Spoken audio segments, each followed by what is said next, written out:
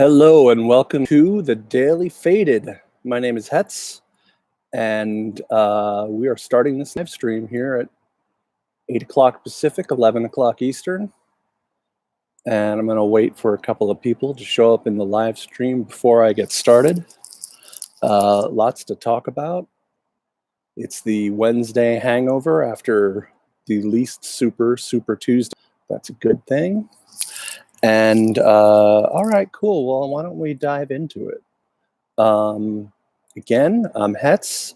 Follow me on Twitter at @the_Hetz, Hetz. And please make sure to subscribe and hit like on this video. We have a lot of things to talk about this evening. And why don't we dive in? But first, I hope you can join me and take a toke.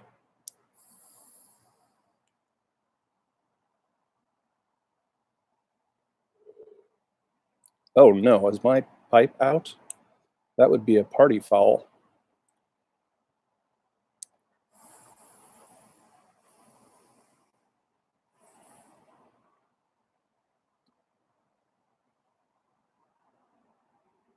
There we go.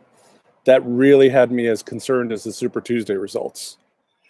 All right, so I called this live stream Bernie Beats Biden, which may go against the conventional wisdom based on what we saw last night, where Biden did, in fact, beat Bernie. Certainly, Biden won the night last night. But I would like to point out that Bernie has won 7 states and Biden has won 8. So it wasn't exactly Biden going off to the races. It wasn't in the polls. But Bernie beats Biden, that's my hashtag and that's my motto until and unless history proves me wrong.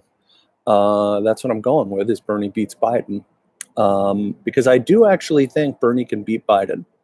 All of this establishment energy coalescing behind Biden doesn't make Biden better in debates, for example. He can hardly string together a sentence in a debate. And should the debate come down to a head-to-head debate, Bernie versus Biden, that would not be good for Joe Biden, I don't think. We don't know if that'll happen. That all depends on the big question, the woman of the hour, Elizabeth Warren, and is she staying in the race or not? But we'll get back to that in a couple of minutes. So I said it last night. It was a kung fu move by the establishment. It was a suplex. It's funny, I wrote in my notes that they all came together and formed Voltron. And then I was listening to Ben Dixon's podcast this morning, and he called Biden Voltron. And I was like, God damn it, you can't call Biden Voltron, because I want to call Biden Voltron tonight on my show. Anyway, I don't think Ben Dixon will see this, so it probably won't matter. But any of you out there, don't tell Ben Dixon that I said Voltron. My dog just came out. So what did Bernie win? Bernie won California. Jesus Christ, hold on one second. All right, they decided not to bark. No big deal. So Bernie won California, Vermont, Utah, and Colorado. Now, what do all of those states have in common?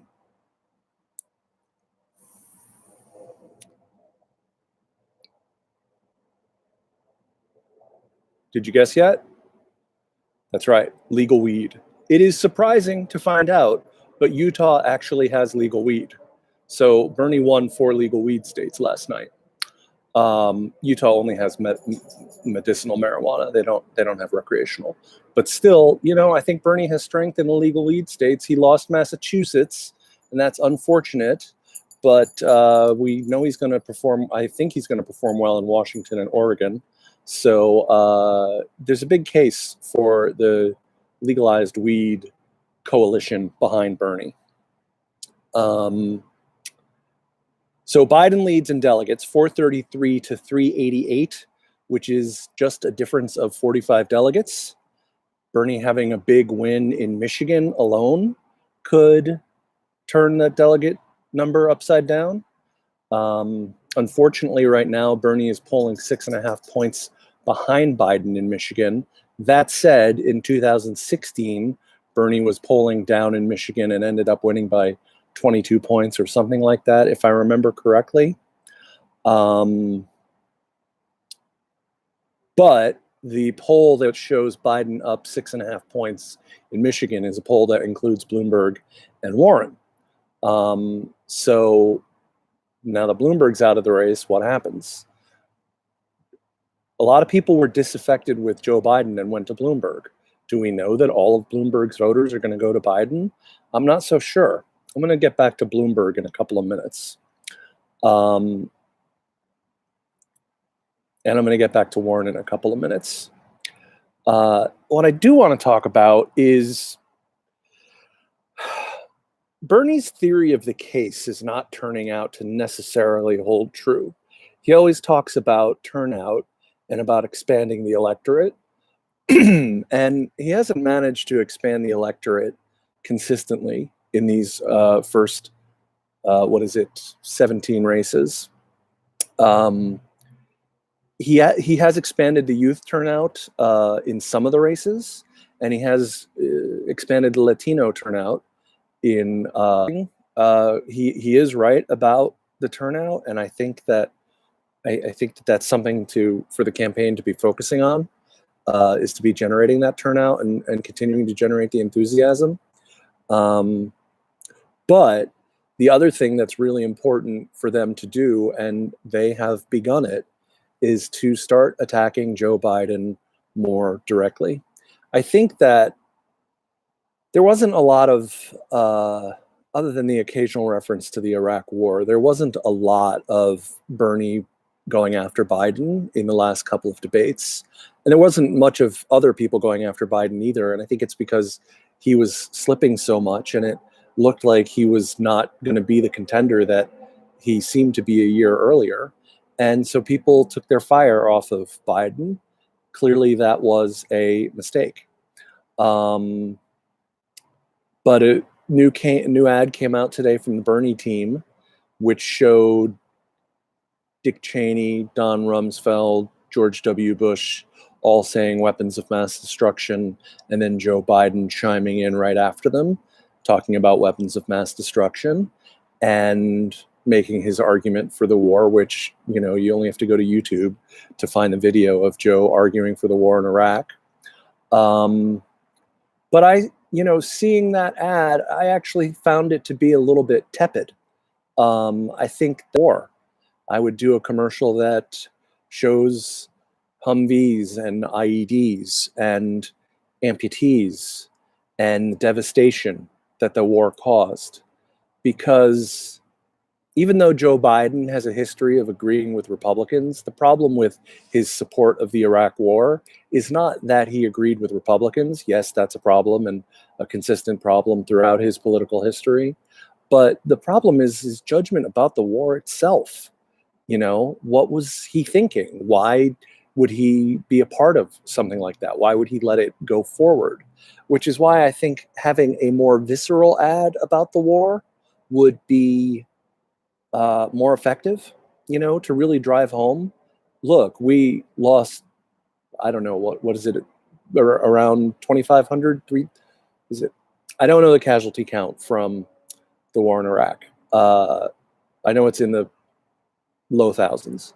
But I do also know that the civilian casualty account in Iraq, which no one ever talks about, has been estimated to be as high as 1.2 million people by some of the various studies that have been done trying to figure out how many civilians died as a direct result of that war.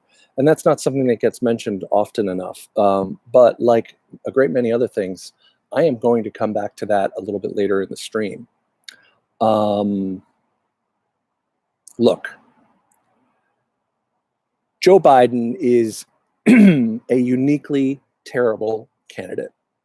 And the good news is that it's become a two-person race between Bernie and Biden. And Biden's not good at winning presidential elections. This is his third one and the first time that he's actually won a primary. when he was younger, it was his gaffes and uh, and stealing other people's words that got him in trouble. I think it was in 1988 where he ran and he plagiarized a Scottish politician or an English politician, plagiarized his speech word for word, got caught and had to drop out before Iowa. And then, of course, in 2008, he was polling very low and wasn't making the fundraising numbers and had to drop out again before Iowa. And I got to tell you, I was actually interested in Joe Biden in 2008. And I've always, I haven't always been a Democrat, and I have always been a little bit of an outsider. But there was something about Joe Biden that I liked in 2008. I can't exactly remember what, but he had to drop out of that race. So he is a uniquely bad candidate. And, it used to be because of Joe Biden's gaffes, is what everyone would say. The thing is, Joe Biden's gaffes are not just gaffes, not anymore. They used to be gaffes, they used to be mistakes, but now there's some cognitive decline going on there. And there's a great journalist, I think, named Walker Bragman, who put together a video. It's just a string of different lunatic things that Joe Biden has said.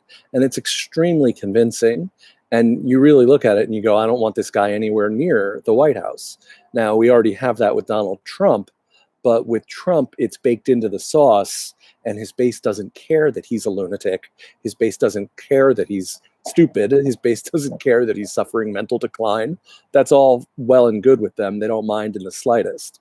On the flip side, they're already saying Biden has dementia, and that's something that will stick because Biden, if he doesn't have dementia or senility, there's something wrong. Last night he mistook his wife for his sister or his sister for his wife, one way or the other. Just was it Monday or Tuesday? I guess it was Monday. He was giving a speech and he said, make sure you go out and he said, make sure you go out and vote on Super Thursday. Funny side story on that. The journalist Jordan Chariton, who I'm very fond of, tweeted out that that Joe Biden had said, go out and vote on Super Thursday. And he got suspended from Twitter for disseminating fake election information when all he was doing was quoting Joe Biden. And I think Jordan Chariton made a very good point about this. I saw his live stream earlier today.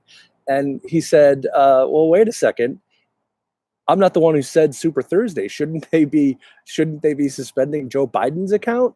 Isn't he the one who's spreading election misinformation? Jordan did get reinstated later in the day, so that's good for him. If you don't know Jordan, it's at Jordan Chariton, Chariton, a good follow on Twitter. Smart, independent journalist with an organization that's called Status Quo. I like them a lot.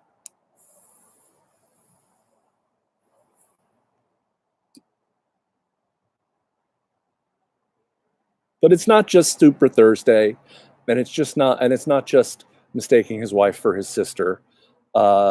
There's the make sure you have your kids watch television or listen to the record player or something before they go to bed. And then there's the corn pop story, and the kids like to touch the blonde hair on his legs. And there's just a lot of, and then I'm never going to let go of the sniffing people's hair thing. You put together a video, a commercial showing Joe Biden sniffing people's hair, and Trump will do it. And it doesn't matter that 16 or 17 women have accused Donald Trump of sexual harassment or sexual assault. They'll put together a video of Joe Biden sniffing people's hair anyway, because again, all of the bad stuff about Trump is baked into the cake at this point, and his followers don't care about it. They've shown they don't care about it. The far-right Christian evangelicals don't care that he pays off porn stars. So yeah, he'll use the hair sniffing against Joe Biden. That said, I'm not a big believer in worrying about what the Republicans are going to say. I am more to worry about the fact that a man with Joe Biden's mental faculties is unlikely to be able to run an effective campaign against Donald Trump. It's just not a thing, and Trump will eat him up on the debate stage. Trump is not what you would traditionally think of as a good debater, in that he doesn't make a cogent argument and back it up with facts, which is what good debating should be. But he's still pretty good at, mocking and intimidating and, his own particular debate style, which was hugely effective against the Republican field, and arguably effective against Hillary Clinton, who was clearly the more intelligent person in those debates. Although, God, remember when Trump was following her around stage? That was fucking creepy. That was creepy. If I was Hillary, I would have told him to get out of my space.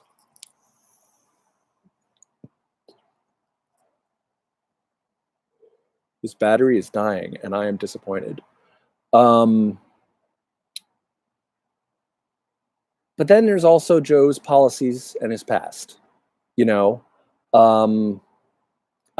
are his policies? A public option? That's not going to bring down healthcare costs, and it's not going to get that many more people insured. So that's not a particularly winning policy. He wants to decriminalize weed, not legalize weed. Excuse me? That's definitely not good. He's got nothing for student loan debt, nothing about breaking up the banks. He was the senator from MBNA.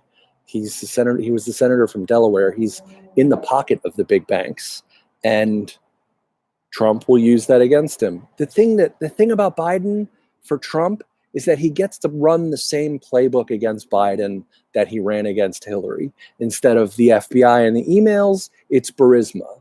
Instead of, and they're the same on the banks, and they're the same on trade, and they're the same on all of these awful things. Trump will be able to run to the left of Biden on several issues the same way he did with Hillary Clinton.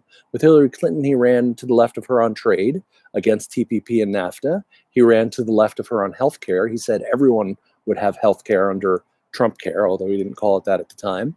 And he ran to her left on foreign policy, saying no more endless war. He'll do that again to Biden, and it will work, because those are popular positions. They're populist positions. So he's just not a good candidate against. Say about that, which is there's a factor that we have to keep in the back of our minds, and that's coronavirus and the economy. If coronavirus, I agree with you, Spandau. America did bitch out using the excuse of electability. You're absolutely right about that. Biden is not electable against Trump unless this coronavirus thing goes massive, which it very may well, because the Trump administration doesn't know how to handle it. They don't know what they're doing, and it's going to be Katrina or Hurricane Maria or worse. That's what I'm starting to think. And obviously, early economic indicators are already bad from the outbreak because of how it's affecting supply routes and trade and all of those things. So, the coronavirus and the economy slowing down as a result of the coronavirus, that could make Biden electable against Trump. And that strikes me as the only way that Biden beats Trump. I would prefer that not happen, because I would prefer the coronavirus stops in its tracks right now. And, and even though it would help the Democrat, I don't wish for an economic recession, because that means people lose jobs and people's lives get hurt. People get hurt. So I don't root for that.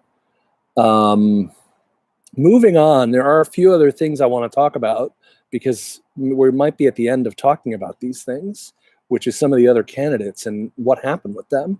There was a great Michael Salamone tweet today. Congratulations to Benjamin P. Dixon for ending Mike Bloomberg. He's a great podcaster and independent journalist, someone I really admire, actually. I listen to his podcast almost every day. And he was the one who found the footage of Bloomberg saying, I guess it was the audio, found the audio of Bloomberg talking about, yeah, of course we go into Black and Latino neighborhoods, and of course we target Black and Latinos. They're the ones who commit the crimes, and you throw them up against the wall, and if they don't have a gun, it's just because they left their gun at home. Ben Dixon was the one who found that. It was on the internet for anyone to find, but he was the one who found it and tweeted it and made it go viral. And so he gets a lot of credit for taking down Mike Bloomberg.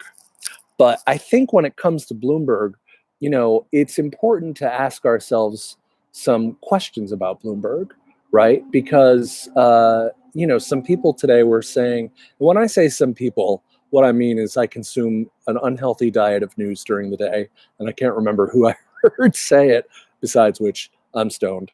And that makes it even harder to remember.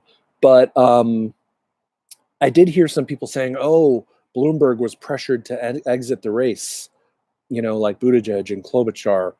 I don't think so. Democrats don't.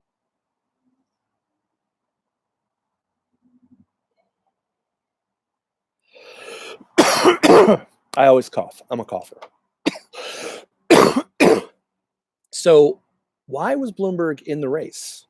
Was he really in the race because he didn't see anyone who could beat Donald Trump? That was what he claimed when he got into the race. He said, no one else can beat Donald Trump. I'm the only one who can beat Trump, so I have to get into the race. I have to go spend $700 million in the race. I don't really buy that because if Bloomberg's reason for running was because there was no one that he saw who he thought could beat Trump, and you want to convince me that after 2 debates with Joe Biden, he was convinced that Joe Biden can beat Trump? Was he convinced by the South Carolina win that Joe Biden can beat Trump? Because just back in November, he didn't believe Joe Biden could beat Trump. What could Joe Biden possibly have done that changed his mind that he could beat Trump? And the answer is nothing, because Bloomberg doesn't actually care about beating Trump. At least I don't think so. One arrogant billionaire from New York with sexual harassment accusations. You're right about that. But the point I'm trying to make is that, you know, he was in the race. You're making the same point, Mike, that I was going to make, which is he's in the race to stop Bernie. He was in the race to stop Warren, you know, and now I guess he'll be putting his money behind Biden, and Biden will have all the campaign cash he needs. So, you know, it may have just been an ego thing. Don't bash billionaires.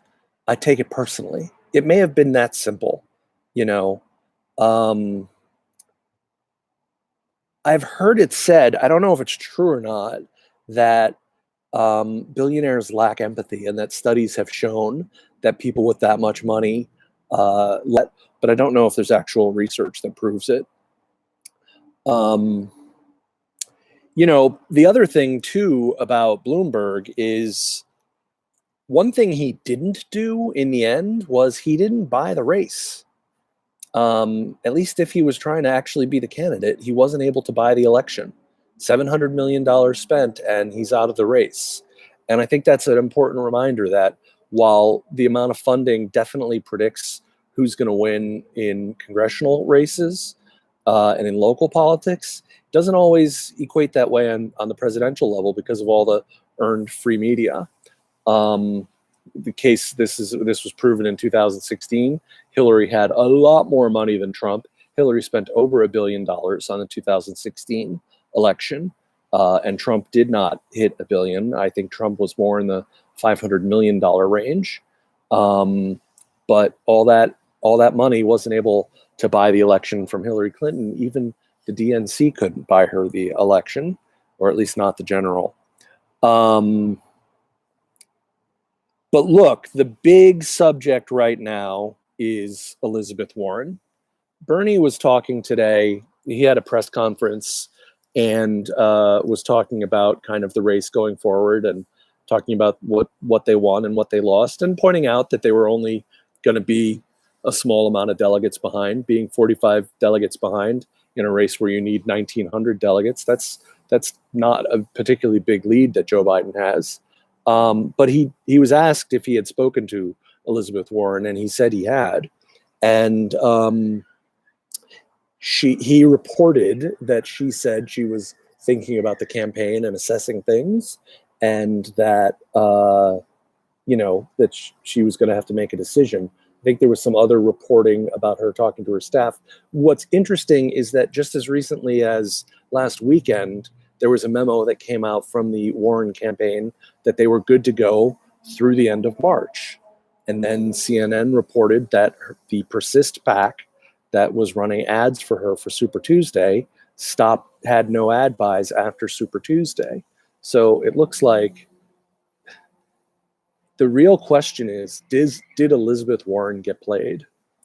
I don't know if you guys know this, but there was reporting that Hillary Clinton vetted Elizabeth Warren as a VP candidate very early in her race and was already thinking about Elizabeth Warren as a VP, supposedly.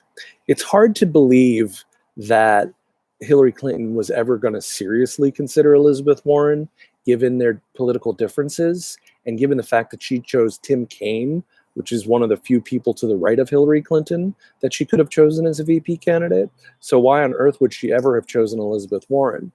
The popular theory is that was her way of making sure Warren didn't endorse Bernie, is letting Warren know that you're being vetted. People always know when they're being vetted, and letting Warren think that she might just be the VP candidate to keep her out of the race. That's some cunning politics on the part of Clinton. That's Clinton machine politics right there. High-level stuff, not unlike the kung fu that Obama and company pulled this weekend. And I wonder if Elizabeth Warren got played in 2016 and then got played again in 2020. This super PAC came to her and said, oh, everyone else has a super PAC, so now you can say you have a super PAC, and we're going to spend all this money. And we know they spent at least $15 million on her. And, took bad advice from advisors to start smearing Bernie, who I would like to remind people never said anything negative about Elizabeth Warren. He didn't even call her a liar. He simply said he didn't say what he was accused of saying, which, leaves the possibility that it was an error in communication. He did not call her a liar on national TV as much as she grandstanded that he had. But now the question that Elizabeth Warren is facing is a question of relevance, because does she... He put his finger on the scale. That's what happened. Yeah, not going to put his finger on the scale. But what I was saying about Liz Warren is, is she going to make the same calculation in 2016? Is that the choice that she made in 2016? And is she going to make the same choice in 2020? I think Joe Biden is going to win, so I can't join forces with Bernie. What's more important, her personal ambition or her beliefs? This is a big question. And I've seen a lot of back and forth, and honestly, I've been involved in some back and forth about this on Twitter with some Warren stands. And, if Elizabeth Warren wants to drop out of the race, endorse Bernie Sanders, pledge her delegates to Bernie Sanders, and jump on the ticket as his VP, I will have no hard feelings against her, and I will forgive her for everything, even the sexist insult. But, if she stays in and all she's doing is taking delegates away that could really be helping Bernie Sanders, that doesn't seem like the thing to do if the progressive priorities are really your priorities. And that gets to a bigger point that I wanted to get to tonight, which is, Obama put his finger on the scale, and Obama played these politicians. I don't know how much he played Amy Klobuchar, because she's an establishment hack, and she's going to do what is obviously right for the establishment. So I'm not even sure if someone had to twist her arm to get her to do what she did. Again, I mentioned this before, but I think the polling in Minnesota might have been enough to get her to drop out. Didn't want to lose her home state. But when you think about Beto O'Rourke endorsing Biden right before the Texas primary on Super Tuesday, and you think about Pete Buttigieg dropping out on the Sunday before Super Tuesday, why would Pete not stay in? Well, because of Obama. So what these guys are basically betting on, and these are relatively young politicians. Beto's actually Gen X, but Pete famously is a millennial. But what they're betting on is that the Democratic establishment is not going to change. That's the bet they're making.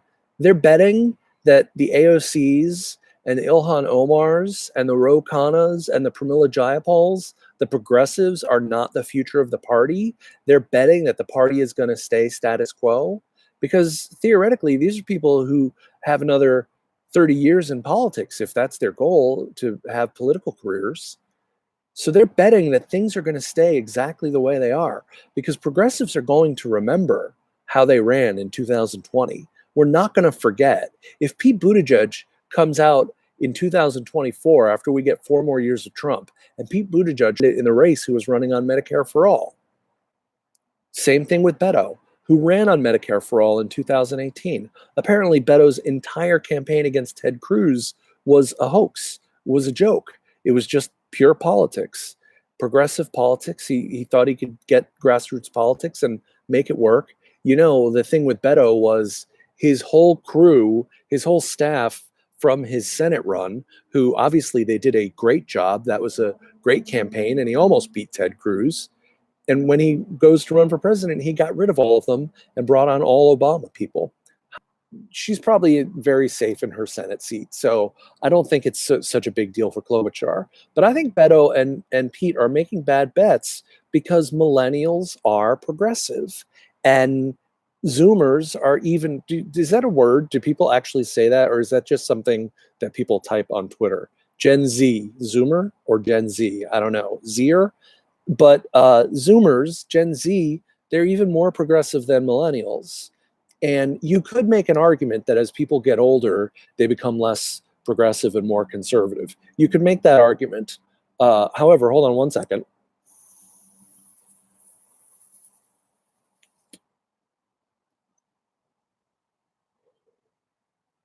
What was I saying?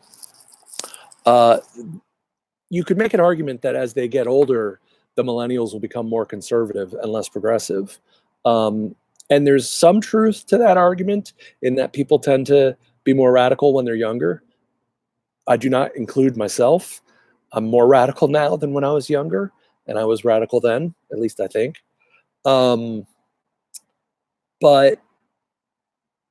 part of what de-radicalizes people as they get older is the material conditions in their lives improve such that they become more accepting of the status quo. They become a part of the establishment.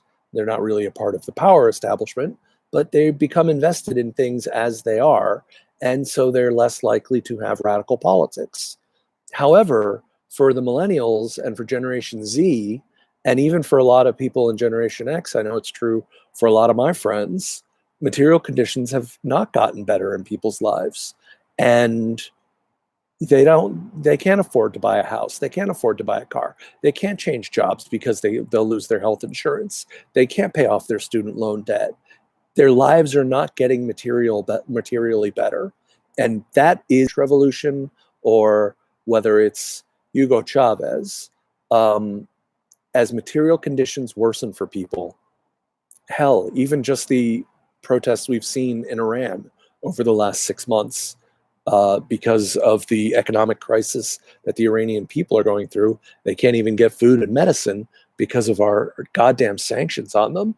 So because the material conditions get better under a Biden administration, those people are not going to become less progressive. They are going to stay progressive. And every 2 years and every 4 years, that's 2 years more who have come of age. That's 4 years more who have come of age to vote. And the voting majority is going. Pete made a bad bet.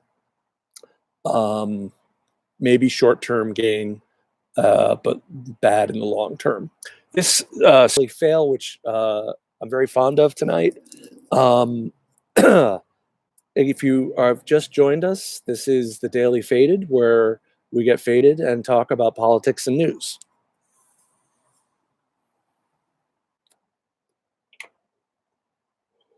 So, one of the great tragedies last night is that Jessica Cisneros lost the Democratic primary for the 28th district in Texas for that congressional seat against Henry Cuellar. Jessica Cisneros was and is and will be again an amazing candidate. She's 26 years old. She would have been the youngest woman in the Senate, in the House, replacing AOC as the youngest woman ever elected to the House. The race was 52 to 48, so funding, a true progressive. So, and Henry Cuellar, who she was primarying, is one of the most conservative Democrats in the House. I do this thing where I rub my knees when I'm stoned. So that motion that you're seeing is that weird? That's kind of weird. That's like Corn Pop and blonde hair on his legs. Henry Cuellar is she coined a phrase that he's Trump's favorite Republican. I'm sorry, Trump's favorite Democrat. He's one of the only anti-choice Democrats left in the House. He's got an A rating from the NRA. This guy's a terrible Democrat, and of course the DCCC put their weight behind him, and Nancy Pelosi endorsed him against the incumbent. Why? What is wrong with these people that they will accept a pro-NRA, anti-choice Democrat against an immigration attorney, a young woman of color immigration attorney? Come on. Who, by the way, was an intern at Henry Cuellar's congressional office, I don't know, 8 years ago. So I think that's kind of funny to go from being an intern to the challenger. But Cuellar said some dismissive patriarchal bullshit about her that I won't repeat. But Jessica Cisneros, she'll be back in 2022. She's not going anywhere. She's a good speaker. They had some really great campaign ads. They got out the vote. They made it a close race. She can beat Cuellar in 2022. I'm very, very confident in that. But keeping Jessica Cisneros in mind, I want to encourage you to go to justicedems.com. I don't know if it's Justice Dems or Justice Democrats, but check out the Justice Democrat slate. See if you can help out in any way. Make a small donation. Do some phone banking or something. We got some big Justice Democrat races coming up. Morgan Harper in Ohio's 3rd district is on March 17th, so that's in 2 weeks. And Jamal Bowman in New York on April 28th is another really important Justice Democrat race. So we got to keep these congressional races in mind as well, because that's how we're going to get progressive change, is with a progressive White House and a progressive legislature. So if anyone's just joining, you're welcome to the Daily Faded. Good to have you on the stream. That I was doing. I would like make my head get small and I'd have the video running in the frame. I don't know how to do that yet, so I'll figure it out hopefully sometime soon. But if you guys didn't see this, it's worth looking it up. Biden got approached today by a veteran, an Iraq veteran, and it was, like a handshake line or something like that. And the guy was talking right to Biden. Biden was looking him right in the eye, and he said, you supported and voted for the Iraq war, and I had to go fight in that war because of you, and I had to kill innocent people. I killed innocent people because you sent me to Iraq, and you sent my brothers and sisters to die in Iraq and Afghanistan, and you don't have the judgment to be president. And Biden starts some shit about, but I know your pain of losing your brothers and sisters because, my son Beau, he died. And to Biden's credit, his son Beau did actually serve in Iraq. It's the rare politician who's willing to allow their own child to go into the theater of war. Hey, if the other 3 of you could press the like button, I would really appreciate it, because this is a brand new channel and I need to get all the likes that I can. Anyway, that was me just whatever you call that. I'm stoned, so I don't even know what to say. But he mentions Beau Biden, and it's like, dude, your son died of cancer. He didn't get blown up by an IED. So I know you love to trot out all of your personal tragedy stories wherever you go to make yourself seem empathetic to people, but this is probably not the right one. To Biden's rare credit, he actually realized, but he didn't die in the war. But he just turned away from the guy. He just cold ass turned his back on him, like those people turned their backs on Mike Bloomberg. I hope you saw that in a black church over the weekend. That was fantastic. But yeah, Biden just turned away from him, and the guy just started saying, "You're disqualified, sir. You're disqualified. Iraq disqualifies you."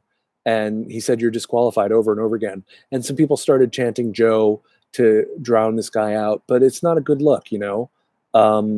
Taking the guy at his word is not a good look to try and drown out the voice of an Iraq war veteran who's questioning someone who played a role in sending him to Iraq. So I think Biden handled it terribly.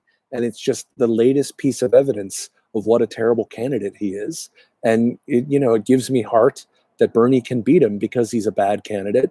And it gives me fear because he could win or he could steal the nomination from Bernie and then go lose to Donald Trump because he's such a uniquely bad candidate.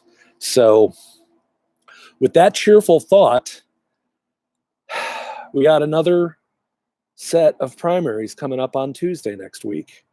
And then the following Sunday, I think, is the debate. And we have the big question, will the debate stage have 2 people or 3 people on it?